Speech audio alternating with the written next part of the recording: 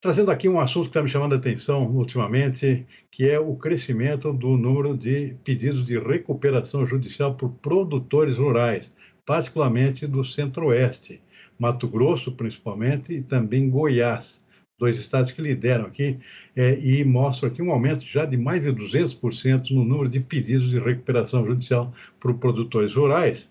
Claro que por trás disso é a situação do clima, que afetou severamente a produção de soja, particularmente nesses dois estados, que já vem de um período de boa produção, mas de preço extremamente baixo no ano passado, tanto soja quanto milho, os preços do milho abaixo do próprio custo de produção.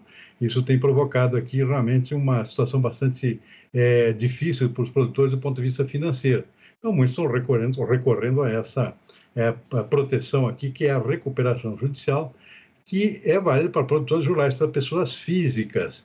Para falar um pouco mais desse assunto, esclarecer os produtores, e aliás a mim mesmo, sobre esse assunto, eu convidei o doutor Felipe Noleto dos Santos, que é especialista nessa área, direito em recuperação judicial e outras áreas do direito. Ele é da Franco Advogados, conversa com a gente exatamente sobre esse assunto. Doutor Felipe, muito boa tarde, obrigado por atender nosso convite. Eu sei que o senhor atua exatamente na zona aí que está mais demandada em termos de recuperação judicial, que é justamente o Centro-Oeste. Conte um pouquinho para a gente, já tem havido muitos pedidos nesse sentido. Antes de mais nada, explicar exatamente como é que funciona a recuperação judicial para produtores rurais, que é pessoa física, né? Não é pessoa jurídica. Conte um pouquinho para a gente. Seja bem-vindo, boa tarde. Boa tarde, Silmar, tudo bem? Então, a recuperação judicial ela também é possível ser feita para pessoas jurídicas. Tá? A nova lei 14.112, que reformou a lei da recuperação judicial, ela permite isso. Então, nós podemos ir tanto para pessoa física quanto para pessoa jurídica. No caso, trazendo mais para a nossa realidade aqui do Centro-Oeste, nós temos visto aí um aumento aí de em torno de 200% a 300%, né? Do ano de 2023 comparado com o ano de 2022. Então, essa é uma nova realidade dos produtores. Nós observamos que eles estão bastante endividados, né? Por questões que você falou, questões climáticas, por questões também da queda do preço. E nós tivemos também aí, os produtores hoje cada vez mais precisam fazer altos investimentos em tecnologia para se manterem competitivos. Então, hoje, para esses produtores, né, que precisam se reorganizar, que precisam de um tempo maior para poder pagar suas dívidas, há a possibilidade de se fazer esse procedimento de recuperação judicial, no qual ele vai entrar em juízo, ele vai listar todos os seus credores, e a partir disso ele vai chamar todos eles em juízo para que haja uma negociação e para que esses débitos sejam pagos num prazo maior em que ele dê um fôlego para que ele consiga se reestruturar. E no período inicial de 180 dias, parte do seu patrimônio ele vai estar protegido contra essas execuções de dívidas, exatamente para que ele continue exercendo a sua atividade, para que ele possa fazer caixa e que ele possa reorganizar o pagamento de suas dívidas. O produtor rural é o único caso de pessoa física que pode pedir recuperação judicial? Porque eu não conheço outros casos aí. Normalmente é uma pessoa jurídica que costuma utilizar essa ferramenta jurídica, né? É o único caso? É produtor rural, não? Não, então, na Lei 11.101, que era a lei de recuperação judicial, ele permitiu que pessoas físicas, não produtores rurais, também pedissem a recuperação judicial, mas são casos um pouco mais distantes, a gente não vê muito a recuperação de uma pessoa física que não é produtor rural. Já do produtor rural, antes da Lei 14.112 de 2020, que reformou a antiga Lei de Recuperação Judicial, era possível apenas através de entendimentos jurisprudenciais. Depois do advento da nova lei, isso aí foi permitido. Então, hoje, um produtor rural, pessoa física, desde que ele esteja inscrito na junta, né, esteja lá com seu cadastro já há pelo menos 2 anos, ele pode se utilizar desse advento para poder se recuperar. Qual é o grau, o percentual de sucesso nesse tipo de demanda, por exemplo, de recuperação judicial por parte de produtores? Ele tem esse prazo para se organizar suas contas? Você falou que são 6 meses, né? 180 dias. E depois, o que acontece? O grau de sucesso disso é maior do que de insucesso? Qual é a gradação que nós temos nesses pedidos, assim, em termos de resultados?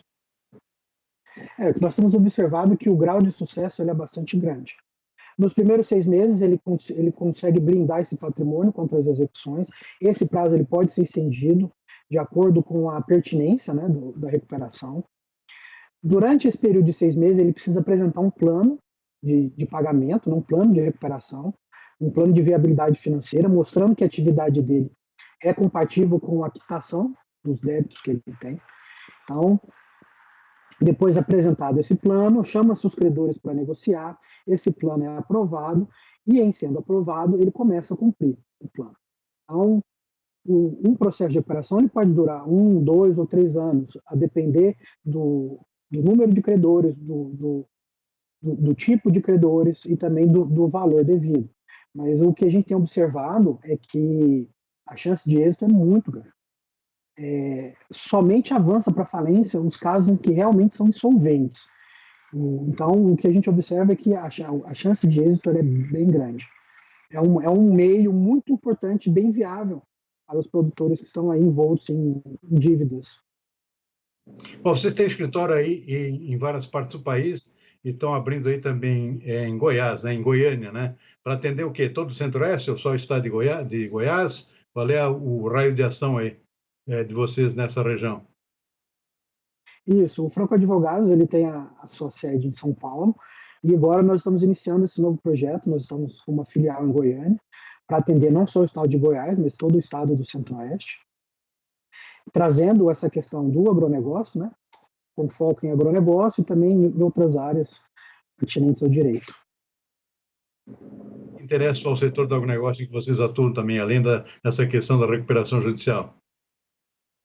Nós atuamos também na questão de contratos, estruturação de negociações, reorganização societária mesmo, né, antes da recuperação judicial, atuamos também na questão do contencioso e também no planejamento sucessório, familiar, né, porque a gente vê que o agronegócio também, né, um grande número de famílias que trabalham há gerações, então a gente também trabalha prestando essa consultoria, né, na organização e no planejamento do patrimônio e da família.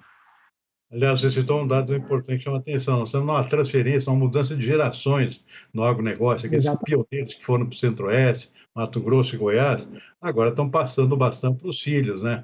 Então, tem todo um processo judicial aqui de transferência, de questão de herança e tudo isso. Realmente, eu acho que gera uma demanda grande aí por especialistas nessa área, não, doutor?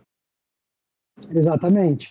Nós temos hoje aí já famílias com tradição no agronegócio, já na segunda e terceira geração, e é muito importante ter uma consultoria para poder fazer essa transição, para poder organizar. Você vê também produtores que começaram pequeno e hoje são grandes, possuem faturamento, eles precisam de um aconselhamento tributário, precisam de um aconselhamento mais estruturado da parte jurídica, né? Então a gente também, o Escritório Franco, nós estamos prontos para atender nessa área também. Muito bem. Bom, quem quiser entrar em contato, vocês estão localizados em Goiânia, é isso? Ou em Brasília? Em Goiânia?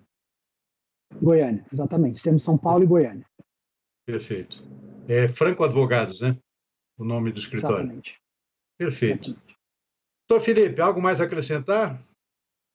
Acho que uma demanda importante, mais importante nesse momento, é a questão da recuperação judicial, realmente, que tem preocupado bastante e tem chamado bastante a atenção o número crescente de pedidos nesse sentido, né?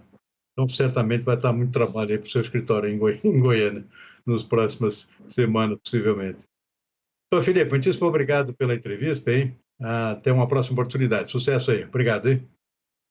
Agradeço, Mar. Obrigado, boa tarde.